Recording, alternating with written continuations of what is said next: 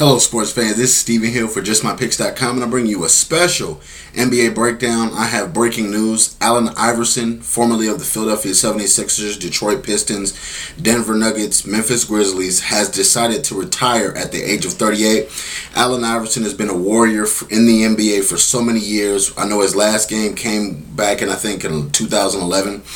We've seen Allen Iverson through the good times, through the bad times, and even the plain out weird times. But one thing I will say, Allen Iverson, I was a huge fan of yours, being that you were on the Philadelphia 76ers at a time where the Sixers fans really didn't have hope. You were the bright spot and probably the only lone spot on that team. I know when they had Eric Snow, Aaron McKee, Tyrone Hill and George Lynch and those things, and George McCullough. It was just so many things back then that Allen Iverson brought to the table as far as a scoring champion.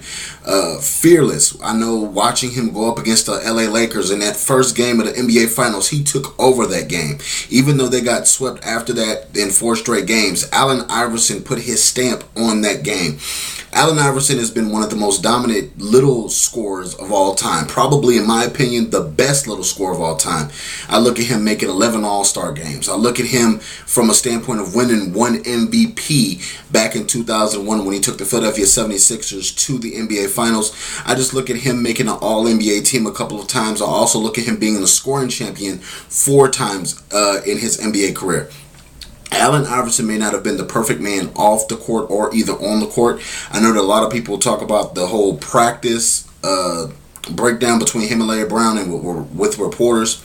But Allen Iverson, when it was time to suit up, for the most part, as a 76er, was one of the most dominant players of all time. I would have him as one of the greatest NBA top, I would have to say, 25 players of all time.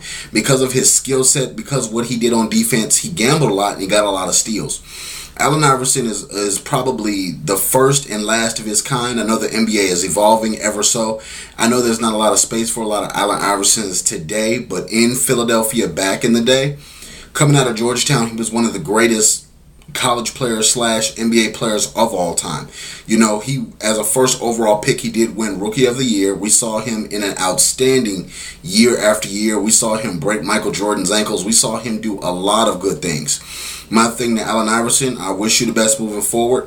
The big question is, a lot of people say Allen Iverson isn't Hall of Fame. I disagree with that. AI is probably a first ballot Hall of Famer. If you take away all the off the court stuff and issues with his finances, then and look at strictly basketball. Look at his body of work through his whole career. You have no choice but to put Allen Iverson in the NBA Hall of Fame because of what he's done for the city of Philadelphia and what he's done for the game of basketball. He was the first really multi-tattooed MVP, if you think about it. He led the way before all these tattoo guys was coming into the NBA and really being an MVP candidate. A lot of people talk about because of his tattoos and because of his attitude, because of his cornrows.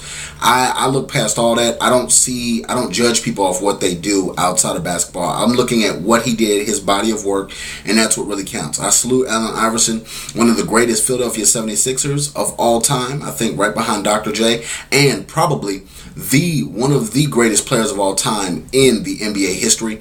You can check me out at JustMyPicks.com. You can also follow me on Twitter at JustMyPicksTV. Also, check me out on YouTube on this video and all my other videos on this YouTube / JustMyPicksTV. Thank you very much for subscribing. Please share and comment on all my videos. Thank you.